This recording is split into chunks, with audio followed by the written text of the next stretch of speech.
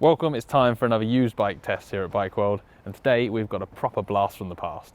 It is of course Suzuki's awesome TL1000S. Now the TL1000 is an iconic bike. I can remember them coming out.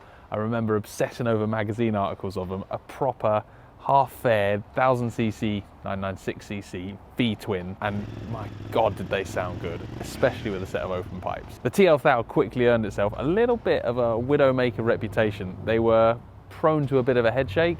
There was a Suzuki recall to fit a steering damper after a few people got spat off of them, and that kind of, for me, only enhanced the bike's image as a proper hooligan machine. When you look at the performance figures, 125 horsepower, they're really around 200 kilos. You know, claims of weight were a bit inaccurate back then, so 125 brake, about 200 kilos, but it was the way it made the power, that big booming V-twin that really actually screamed all the way up to the red line. It's a stunning bit of kit, and the numbers don't do it justice, as is so often the case with particularly V-twin motorcycles. TL had a couple of funky features on it, most notably and probably most infamous was the rotary rear damper. A big V-twin engine takes up a lot of space on the bike, so to save space around it, Suzuki put the spring along one side of the engine and then a rotary activated damper sort of nestled in behind it. I think that probably got a bit of an unfair rap. People said they were junk, people blamed that for the head shake, so most of them have been replaced with either a complete bespoke suspension unit or a separate damper linear setup.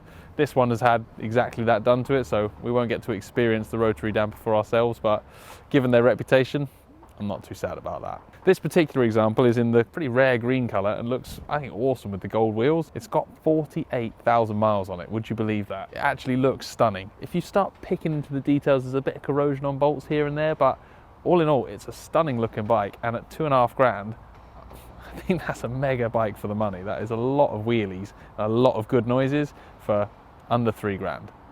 Now, I want to go and put that to the test, so we're going to head up into the mountains, go and enjoy one of the bikes that properly filled the magazine pages of my childhood. I can't wait.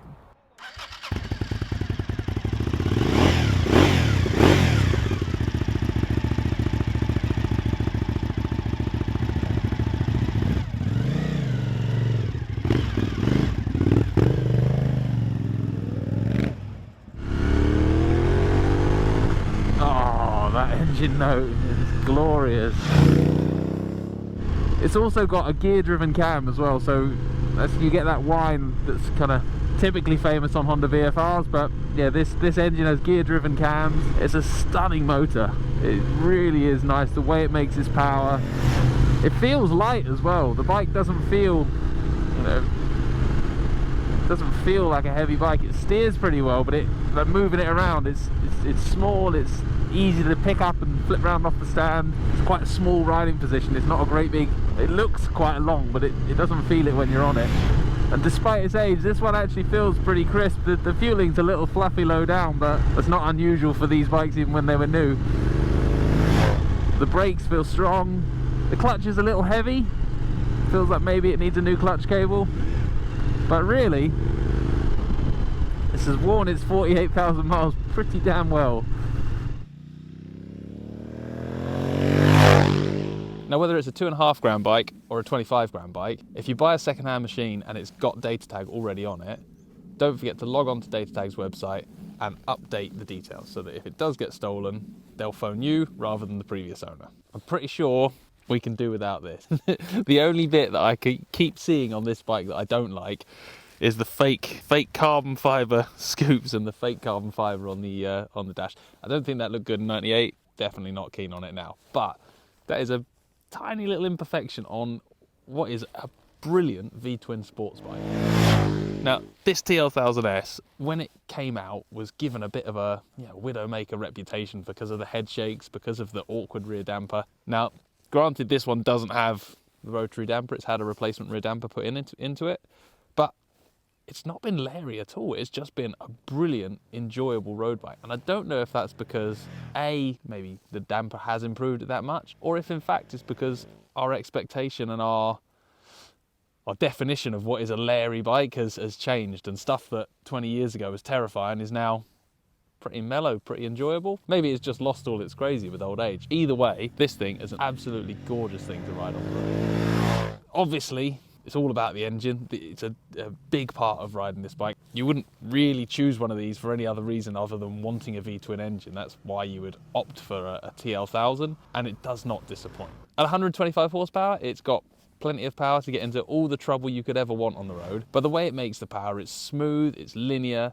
it's got a great feel from down low where it sort of fires out of a hairpin bend and then roars on through the rev range. It actually pulls right up to the red line surprisingly hard. I was kind of expecting it to kind of wheeze out, but it keeps going all the way, and then you end up chasing a few gears on it, and then you end up going way too quick. The way it makes its power means that today we've had wet, dry, damp, cold, white lines, sheep poo, all the normal ingredients of a British ride in autumn. Even the rain can't spoil the ride on this. I'm having an absolute blast. And it's been great. I've been able to push the throttle and sort of roll the dice a bit on the rear tyre and not feel like it's going to suddenly snap round on me. The only place I was a little bit put off by it was coming onto the throttle in the middle of a corner. That sort of closed to part throttle transition, it's a little bit of a jerk, a little bit fluffy. Now, certainly a good service, and you can actually set the fueling up on these. They've got an adjustable throttle position sensor that you can kind of, there's a little hack, it's on the internet, that you can basically adjust it within the bike itself. So there's a little bit of tweaking you can do to improve it. I would look at things like adjusting the chain and making sure all those other bits are right before I went into blaming the bike. But ultimately, these early fuel injected bikes all had a little bit of a glitch to them, and this has still got it now. First job, Power Commander. Actually, that's a lie. First job, new set of tyres, then Power Commander, and then you'd have an absolutely sweet road bike. Now, I mentioned the tyres, Dunlop qualifiers. I'm sure they were wonderful when they first came out 14 years ago. They're not they're not feeling great now. They've got some age on them, these tyres, and they're squared off, strange profiles, which was a shame because what I could feel of the chassis before the tyres started messing around, it steers really nicely. It tips into a bend well, follows a line. It's actually quite a fast steering bike compared to what I imagined this big kind of long looking V-twin was going to be. Definitely with some good tyres on, you could go and do some track days and have some real fun on it. Today on the road, apart from the tyres fighting it a bit, it was a joy. And flicking through these mountain turns, rolling on and off the throttle using that big V-twin engine braking, it was a joy. I was having a really, really nice, really enjoyable ride.